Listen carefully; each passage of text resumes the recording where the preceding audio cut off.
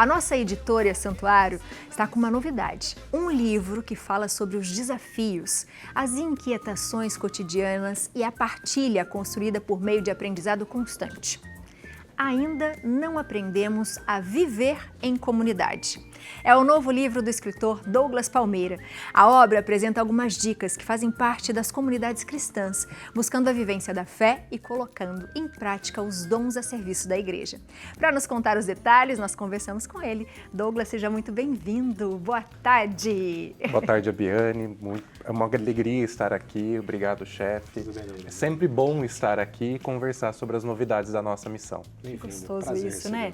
E continua escrevendo bastante, né, Sim, Douglas? pois é, né? Graças a Deus. Não para, né, Biane? Não para. A gente traz um trabalho aqui, já tem trabalhos pro ano que vem, mas assim, a gente não para. A missão não para, né? Isso é bom, E esse vem meio que complementar o trabalho que a gente já apresentou no ano passado, mas também dá uns passos a mais nessa missão.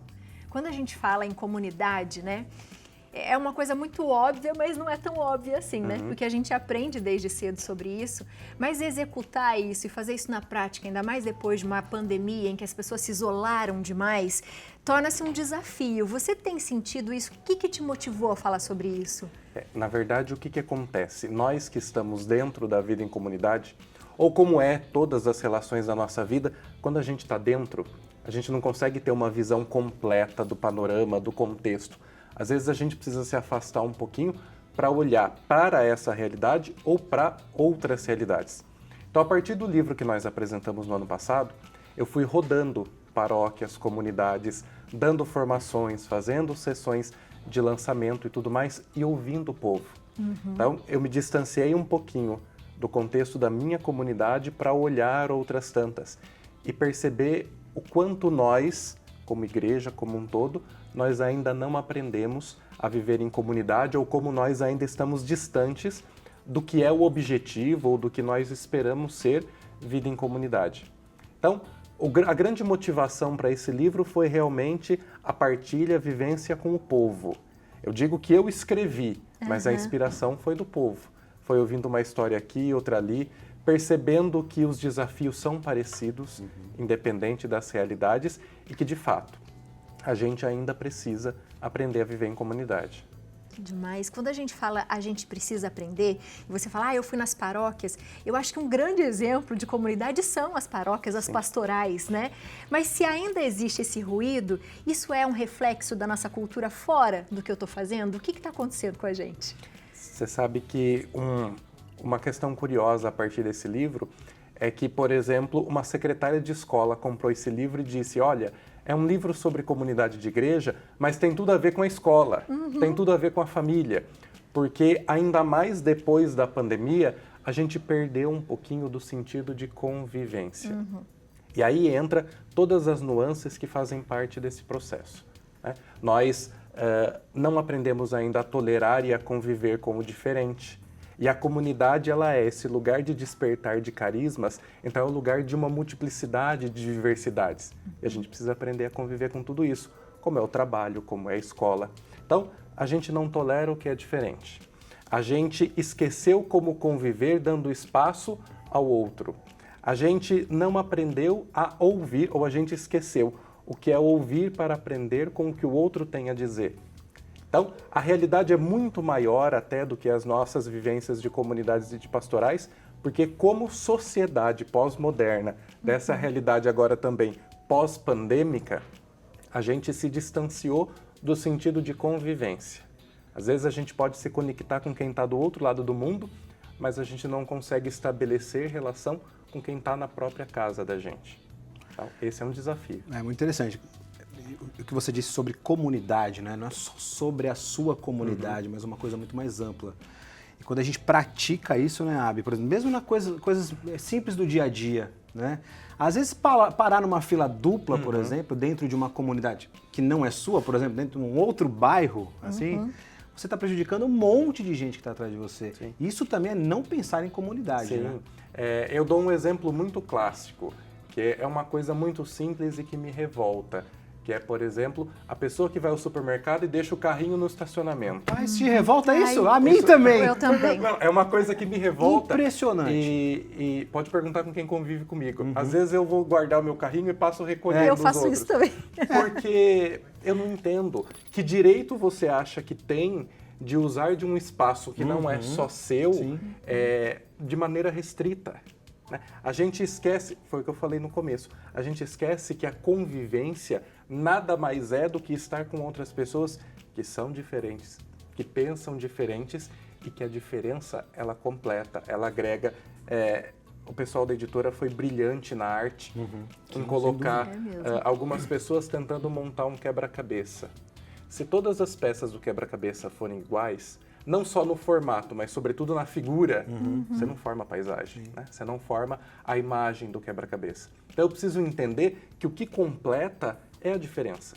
E numa sociedade que está polarizada em todos os sentidos, até mesmo dentro da igreja, esses dias o Papa fez uma denúncia sobre algumas parcelas da igreja que vivem numa bolha.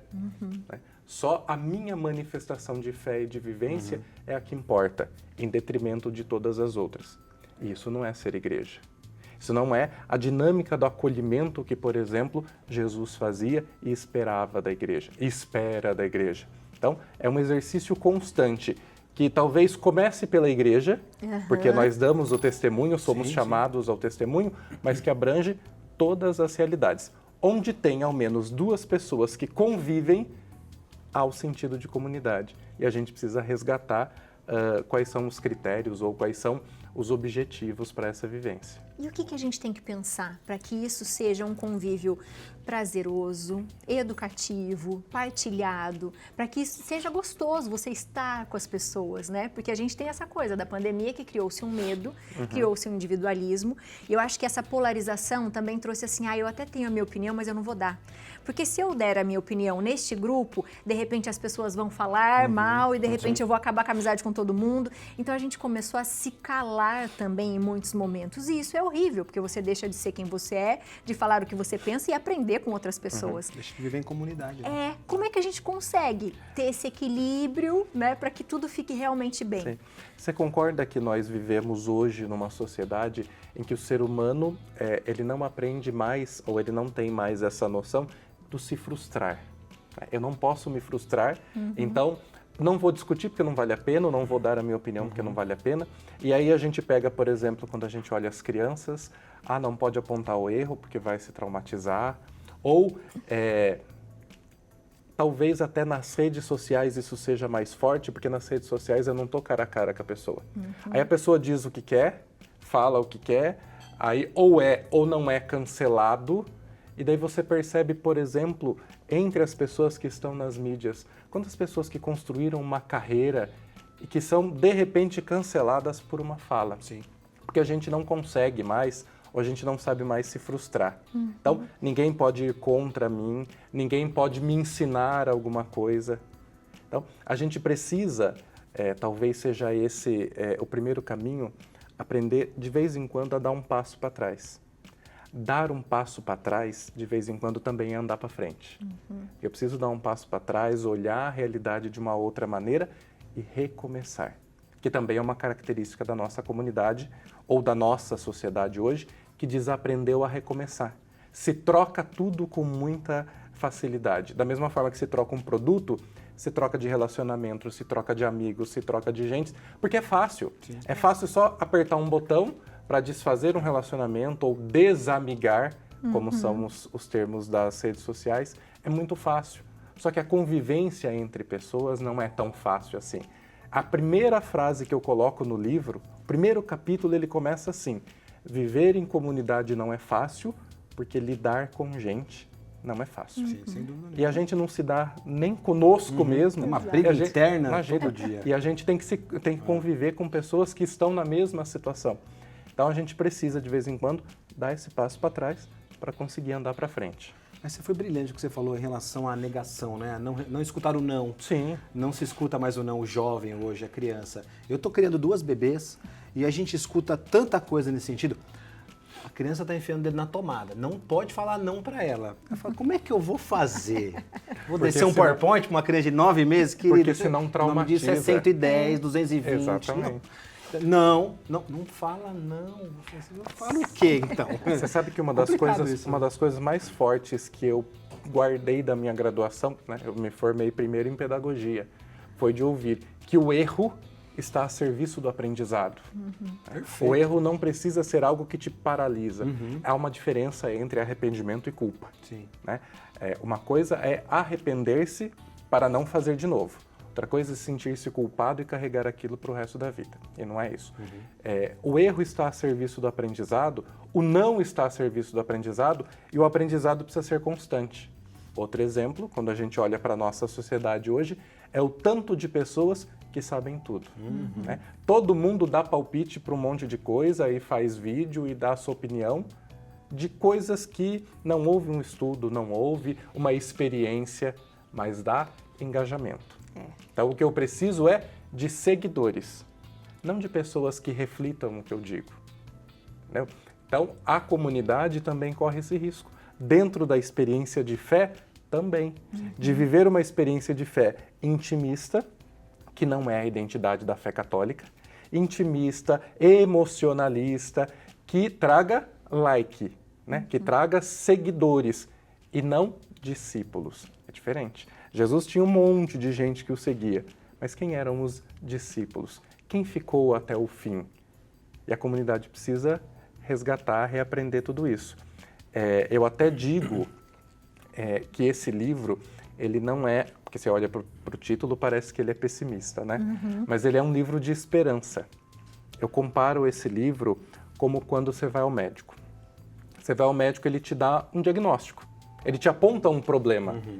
E não tem problema em se apontar um problema. Ele diz, você tem isso, mas para superar esta realidade, você vai precisar fazer isso, é uma dieta, é um medicamento, ele te aponta caminhos. Esse livro é um diagnóstico da nossa comunidade, da sociedade como um todo, mas ele também aponta caminhos. Ele é um livro de esperança. Talvez a gente precise resgatar isso, a gente precisa fazer desta maneira. Então, eu vou apontando caminhos. Não dou receita pronta, porque cada comunidade é única, cada realidade é diversa. Sim. Mas vou apontando caminhos. Né? Não é só, ainda não aprendemos, isso é um fato. Olhando para isso, ainda não aprendemos a viver em comunidade, quais os caminhos que podemos seguir para alcançar esse objetivo? Para que a gente realmente seja uma igreja sinodal, né? Exatamente. E esse termo é muito bonito, Papa Francisco recorda, reforça essa questão de sinodalidade, que todo mundo, um dos capítulos do livro é só sobre isso. Eu digo que sinodalidade é um termo que está todo mundo dizendo, está nas nossas liturgias, nas nossas celebrações, e muitas vezes a gente não entende o que é. E sinodalidade é uma coisa muito simples. Sinodalidade vem de sínodo, né? Aquele encontro dos bispos. O que significa sínodo? O prefixo sim quer dizer junto. Né? Sincronia, simbiose, sinfonia, quer dizer algo que se faz junto. Odós é caminho. Né? Qual é o seu método? Qual é o seu caminho para fazer isso? Então, o que é sinodalidade? É um caminho em que a igreja faz junto, mas junto, ouvindo todos os seus membros. Na dinâmica de possuir uma hierarquia para que ela caminhe, mas uma hierarquia em que, no caminho, todos se façam juntos. Nenhum acima do outro, mas ouvindo, participando. As palavras-chave da sinodalidade são comunhão, participação e missão. É junto. É pensar que aquela senhorinha que realiza uma missão que ninguém vê, de limpar a igreja toda segunda-feira, é povo de Deus, é agente de pastoral, é membro da comunidade e ela tem algo importante a dizer, ela tem algo importante a colaborar. E no pouco dela, ela realiza e vive a vivência toda da comunidade. Ela é também rosto da comunidade. Talvez a sinodalidade seja o coração ou a chave de abertura para essa vivência em comunidade. São Paulo diz isso aos Filipenses. Independente do caminho que nós fizemos até aqui, a partir de agora, caminhemos juntos. E nesse caminho que a igreja faz, eu uso essa imagem no livro. A gente faz o mesmo caminho. Caminhamos nas estradas do mundo rumo ao céu. O caminho é o mesmo.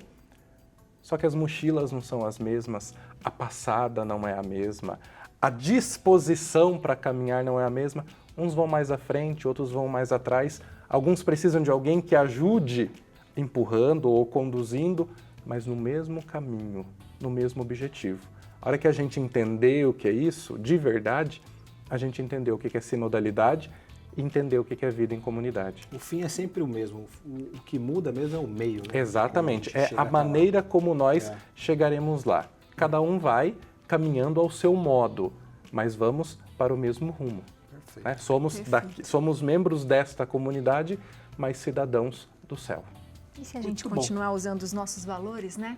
Como o amor, o respeito, a educação, o ouvir o outro, a gente já está em um bom caminho andado aí, né? Sim. É chave de leitura. Eu sempre tenho algo, ainda que por mais difícil que seja a pessoa, eu sempre tenho algo para aprender com o outro.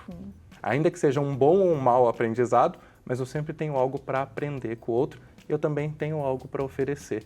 Se a gente faz essa troca, é comunidade. Perfeito.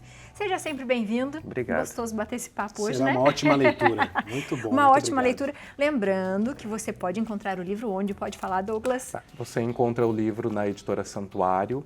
Você pode entrar em contato pelo site da editora, pelo telefone da editora. Você pode encontrar alguns trechos e algumas reflexões deste livro no meu Instagram, @douglas.palmeira. E juntos a gente vai fazendo esse caminho. A partir do meu Instagram eu vou divulgando onde você encontra, vou colocando o link, vou colocando telefone, mas vale a pena. Acredito que vale a pena a pessoa fazer esse caminho e se dar essa chance. Providencialmente a editora está lançando agora em novembro, então é uma boa opção de presente de Natal. Excelente, Com certeza. boa. Até porque conhecimento é o que a gente tem que mais ter e partilhar com o maior Exatamente. número de pessoas. Obrigada, seja sempre bem-vindo, viu? Obrigado.